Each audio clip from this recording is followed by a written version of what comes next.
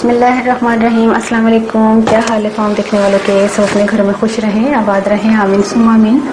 آج ہم York acid کے بارے میں آپ کو بتائیں گے کہ یہ کیوں ہوتا ہے، کیسے ہوتا ہے، اس کے تدارک کیا ہیں اور اس کو کم کرنے کے طریقے کیا ہیں، اور وہ بھی ہربل طریقے سے. کیونکہ ہم بقرہ عید آ رہی ہے اور الحمدللہ اللہ تعالیٰ سب کی قربانیاں قبول کرے. تو بقرہ عید پر کیا کرتے ہیں ہم لوگ؟ ضرورت سے زیادہ گوشت کھایا جاتا ہے، معمول سے ہٹ کے جس کو کہہ سکتے ہیں، اور جس کی وجہ سے یورک ایسڈ جو ہے وہ بڑھ جاتا ہے لوگوں کا، اور اسی موقع پر بڑھتا ہے جب آپ گوشت زیادہ کھاتے ہیں. اور اسی لیے میں بقرہ عید سے پہلے یہ آپ کے لیے ویڈیو لے کر آئی ہوں. مجھے اس سے پہلے کافی دن پہلے یہ اپلوڈ کر دینی چاہیے تھی. میرے پاس کافی عرصے سے یہ جو ہے معلومات میں نے لکھ کر رکھی ہوئی تھی، لیکن میں آپ لوگوں کے ساتھ شیئر نہیں کر سکی. لیکن آج میں انشاءاللہ آپ کو تمام ڈیٹیل کے ساتھ آپ کو بتاؤں گی کہ اس کو کیسے ہم نارمل کر سکتے ہیں اپنے یورک ایسڈ کو. تو پھر چلتے ہیں، شروع کرتے ہیں. اچھا، جو آپ کو میں ایک بات بتا دوں کہ یہ جو ویڈیو ہے آپ نے پوری دیکھنی ہے تو آپ کو سمجھ آئے گا کہ جیسے ہم نے کیا کھانا ہے، کیا نہیں کھانا ہے، پیورین کس میں زیادہ ہوتا ہے، کس میں جو ہے نا وہ کم ہوتا ہے، کیا ہمیں کھانا چاہیے. اس لیے میں بیسک سے اسٹارٹ کر رہی ہوں کہ آپ کو ترتیب سے سمجھ آ جائے گا کہ جیسے ہم لوگ جو بھی چیز کھاتے ہیں اس میں ایک کیمیکل ہوتا ہے جس کا نام پیورین ہوتا ہے. کسی کھانے میں یہ زیادہ اور کسی کھانے میں یہ کم ہوتا ہے. اور ہم جو بھی کچھ کھاتے ہیں پیورین جو ہے وہ باڈی میں جا کے یورک ایسڈ بناتا ہے، اور کسی کا یورک ایسڈ کم اور کسی کا زیادہ ہو جاتا ہے اسی کھانے کی وجہ سے. نارملی کڈنیز جو ہیں وہ زائد یورک ایسڈ فلٹر کر کے یورین کے ذریعے نکال دیتی ہیں، اور یورک ایسڈ باڈی کی ضرورت بھی ہے لیکن زیادتی نقصان دہ بھی ہوتی ہے. جیسا کہ میں نے بتایا تھا، لاسٹ میری جو بات تھی وہ یہ تھی کہ یورک ایسڈ جو ہے وہ باڈی کی ضرورت بھی ہے لیکن زیادتی جو ہے اس کی نقصان دہ بھی ہوتی ہے. اچھا، جن لوگوں کی جو کڈنیز ہیں وہ خراب ہو رہی ہوتی ہیں، اور یا وہ لوگ جو مریض ہیں یا بلڈ پریشر کی جو ہے وہ میڈیسن کھاتے ہیں، یا وہ ایسی غذا کھاتے ہیں جن میں پیورین زیادہ ہوتا ہے، مثلا گوشت. آپ کو پتہ ہے بقرہ عید آ رہی ہے پھر تو گوشت ہی گوشت ہوگا. مختلف قسم کی مچھلیاں اور دالیں اور تقریباً کچھ سبزیاں، یہ تمام چیزیں کھانے سے ان کی باڈی میں یورک ایسڈ کی زیادتی ہو جاتی ہے. بورڈ پر جگہ نہیں تھی کیونکہ اسی سے ریلیٹڈ جو ہے وہ کچھ اور باتیں ہیں وہ میں لکھ کر بتاتی ہوں آگے. اچھا، جب یورک ایسڈ کی زیادتی ہو جاتی ہے تو اس کو کڈنی جو ہے وہ فلٹر آؤٹ نہیں کر پاتی، تو وہ بلڈ اسٹریم میں جا کے آپ کے جوائنٹس میں جا کے چھوٹے چھوٹے مائکروسکوپک جو ہے وہ کرسٹل بن جاتے ہیں، اور آپ کو جو ہے انفلیمیشن کا مطلب میں آپ کو بتا دوں، سوجن ہو جاتی ہے. اور جب درد ہوتا ہے تو سخت، اس کے علاوہ درد ہوتا ہے، انسان چلنے پھرنے کے قابل نہیں رہتا. اب اس کے بعد میں آپ کو بتاتی ہوں لکھ کر کہ یہ اسٹارٹنگ کیسے ہوتا ہے. آپ کو پتہ چل جائے گا کہ جہاں پہ درد کا پہلا اسٹارٹ ہوتا ہے تاکہ پتہ چلے کہ یورک ایسڈ اسٹارٹ کہاں سے ہوتا ہے. ٹھیک ہے. اچھا، سب سے پہلے یہ پاؤں کے انگوٹھے پر سے اسٹارٹ ہوتا ہے. پاؤں کا انگوٹھا جو ہے وہ اس میں جیسے سوئیاں سی چبھنا شروع ہو جاتی ہیں اور ذرا نا سوجن سی ہونا شروع ہو جاتی ہے، تکلیف ہونا شروع ہو جاتی ہے. اللہ تعالیٰ رحم کرے، ان کو سب کو آرام دے اللہ تعالیٰ.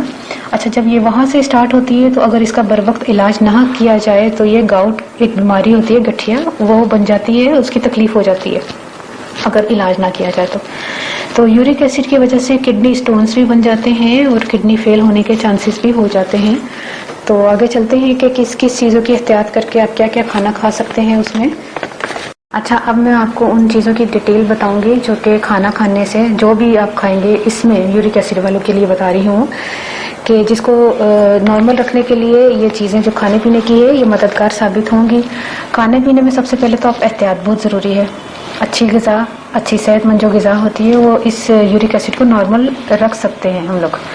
ایپل جو ہے وہ سیب جو ہے اس میں بہت زیادہ میلک ایسڈ ہوتا ہے جو کہ یورک ایسڈ کو بلڈ اسٹریم میں نیوٹرلائز کر دیتا ہے، اور جس کی وجہ سے ہائی یورک ایسڈ جس کو ہوتا ہے اس سے اس کو فائدہ ہوتا ہے. ابھی میں نے آپ کو سیب کے بارے میں بتایا کہ جو ہے وہ آپ نے سیب کھانا ہے، تو اس کے علاوہ آپ نے کیا کرنا ہے، ایک ایپل سائڈر وینیگر ہوتا ہے جو کہ سیب کا سرکہ ہوتا ہے لیکن آپ نے لینا ہے آرگینک. ایک میں نے اسی چینل پر آپ کو بتائی ہوئی ہے آسان چٹنی کے نام سے، اس میں نے استعمال کیا ہوا ہے، اور جو استعمال کیا ہے وہ آرگینک ہے، امریکن گارڈن کا ہے. آپ چاہے تو وہی خرید لیں، وہ آرگینک ہے. تو اس کا جو ہے آپ نے ایک گلاس پانی میں 1 ٹی اسپون کے قریب آپ نے وہ شامل کرنا ہے اور آپ نے پی لینا ہے. جن کو یورک ایسڈ ان کی بات کر رہی ہوں. تو اس کے بعد آپ نے اگر دن میں آپ کو 2 مرتبہ پینا پڑے تو آپ پی سکتے ہیں. پانی زیادہ سے زیادہ پئیں. پانی زیادہ پینے سے جسم کے اندر جو ٹاکسنس ہوتے ہیں ان کو نکالتا ہے. اسی طرح یورک ایسڈ کو بھی وہ فلش آؤٹ کرتا ہے. اور آپ نے ٹھنڈا پانی نہیں پینا. اچھا، نارمل انسان جو ہے وہ 8 سے 10 گلاس پانی پیتے ہیں، اور جو یورک ایسڈ والے ہیں ان کو اس سے زیادہ پانی پینا چاہیے. اور فروٹس میں وہ کیا کھا سکتے ہیں؟ چیریز ہیں، بیریز ہیں، اسٹرابیریز ہیں اور بلو بیریز کھائیں. اور یورک ایسڈ کی وجہ سے جو کرسٹل بن جاتے ہیں، یہ 4 چیزیں ان کو ختم کرتی ہیں، اور یہ جسم کے اندر جو سوجن ہو جاتی ہے ان کو بھی ختم کرنے میں مددگار ثابت ہوتی ہیں. اچھا، گاجر، چقندر، کھیرا، ان سب کا جوس آپ نے بنا کر پینا ہے. اب اس طرح نہیں بنائیے گا کہ اس میں پانی شامل کریں. یہ ایک مشین ہوتی ہے جس میں آپ ڈائریکٹ ان چیزوں کو شامل کر کے اور اس کا جوس بنا سکتے ہیں. جیسے آپ نے ایک گاجر لے لی، ایک چقندر لے لیا، ایک کھیرا لے لیا، اس طرح آپ نے، یا 2 گاجر لے لیں، اگر چھوٹی گاجر ہے تو 2 لے لیں. تو ان کا جوس آپ جو یورک ایسڈ والے ہیں ان کے لیے میں بتا رہی ہوں کہ یہ جوس ان کے لیے بہت اچھا ہے. اور وٹامن سی جس میں زیادہ ہو وہ زیادہ سے زیادہ لیں تاکہ آپ کی باڈی میں جو یورک ایسڈ کی زیادتی ہو چکی ہے وہ ختم ہو. اب اس میں جو ہے وہ کیوی، آملہ، امرود، انناس، اورنج، لیمن، ان فروٹس کو زیادہ سے زیادہ کھائیں. اور جو آپ کیلے میں بھی یورک ایسڈ، اگر آپ کیلا کھاتے ہیں تو یورک ایسڈ کا لیول بھی اس سے بھی کم ہوتا ہے. اور آئل جو ہے آپ نے ہمیشہ کم استعمال کرنا ہے، اور اگر استعمال کرنا ہو تو زیتون کا تیل جس کو آئل آئل کہتے ہیں وہ استعمال کر سکتے ہیں، وہ بھی تھوڑی کوانٹٹی میں، اب اتنا زیادہ مت استعمال کیجیے گا. اچھا، پالک جو ہے، ٹماٹر، دودھ دہی سے پرہیز کریں. چاول بالکل چھوڑ دیں، چاول بالکل نہیں کھانے. جب آپ کو انشاءاللہ آرام آ جائے گا تو آپ چاول کھا سکتے ہیں، لیکن یورک ایسڈ والے چاول بالکل نہیں کھائیں. اور روٹی جو ہے وہ آپ کھا سکتے ہیں. اچھا، سبزیوں میں جو ہے وہ آپ نے گاجر، آلو، ٹینڈے، لوکی، توری کھا سکتے ہیں. میں سبزی والی لگ رہی ہوں تو شکرکندی بھی اچھی چیز ہے. سیلری بھی کھا سکتے ہیں. سیلری کے بارے میں آپ کو میں نے بتایا ہوا ہے اسی چینل پر کہ کس طرح کی ہوتی ہے. لمبی لمبی سی اس کی گرین گرین کی اس کی جو ڈنڈیاں ہوتی ہیں وہ آپ کھا سکتے ہیں، وہ آپ کے لیے اچھی ہے. اچھا، کولڈ ڈرنکس جو ہے وہ آپ نے ہرگز مت پئیں. گوشت جو ہے آپ نے ہر قسم کا چھوڑ دینا ہے. چنے کی دال، کالے چنے، سفید چنے نہیں کھانے. اب یہاں پہ سیزن اگر مٹر کا نہیں ہے تو میں نے نہیں لکھا، لیکن مٹر بھی نہیں کھانے کیونکہ ان میں پیورین زیادہ ہوتا ہے جو کہ یورک ایسڈ والوں کے لیے نقصان دہ ہے.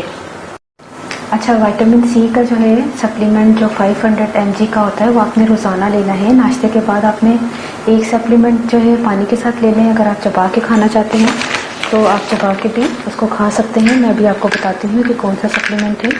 تو دیکھیں، یہ والا سپلیمنٹ ہے جو میں بھی لیتی ہوں، عظمیٰ بھی لیتی ہیں، اور ہم تقریباً تمام گھر والے لیتے ہیں. اور یہ نارمل انسان بھی لے سکتے ہیں اور آپ کو فائدہ ہوتا ہے، اس سے نقصان نہیں ہوتا. اس سے اسکن بھی اچھی ہوتی ہے. تو یہ آپ لے سکتے ہیں. جن کو یورک ایسڈ ہے وہ آپ روزانہ ناشتے کے بعد لیں. اچھا، اس کے علاوہ اگر آپ کے پاؤں میں زیادہ درد ہو، کیونکہ یورک ایسڈ کی جو علامات ہیں وہ پاؤں سے ہی شروع ہوتی ہیں کہ آپ کے پاؤں میں جو ہے انگوٹھے سے آپ کو سوجن ہونا شروع ہو جاتی ہے، جو سوئیاں چبھنا شروع ہو جاتی ہیں، درد ہونا شروع ہو جاتا ہے، اور آہستہ آہستہ وہ بڑھتا چلا جاتا ہے تو تکلیف پورے پاؤں میں آ جاتی ہے. تو آپ کو اگر زیادہ درد اور تکلیف ہو تو ایک ٹب میں گرم پانی ڈالیں جتنا آپ قابل برداشت ہو. اس سے مطلب زیادہ گرم نہیں جتنا آپ برداشت نہ کر سکتے. پاؤں ڈبو آپ فوراً نکال دیں. نہیں، جتنا آپ برداشت کر سکتے ہیں اس میں آپ نے 8 سے 10 کھانے کے چمچ جو ہے وہ ایپسم سالٹ کے ڈالنے ہیں. اور کچھ دیر پاؤں جو ہے وہ پنڈلیوں تک جو ہے وہ ڈبو کر رکھیں. اس سے بہت فرق پڑے گا. اور اگر دن میں 2 مرتبہ بھی کر سکتے ہیں تو وہ کر لیں. اور ڈاکٹر کا اگر علاج چل رہا ہو تو اسے جاری رکھیں، کیونکہ میں نے جو آپ کو طریقہ کار شروع سے لے کر اب تک بتایا ہے، میں نے پرہیز بتائی ہے اور میں نے کیا کھانا ہے کیا نہیں کھانا وہ بتایا ہے.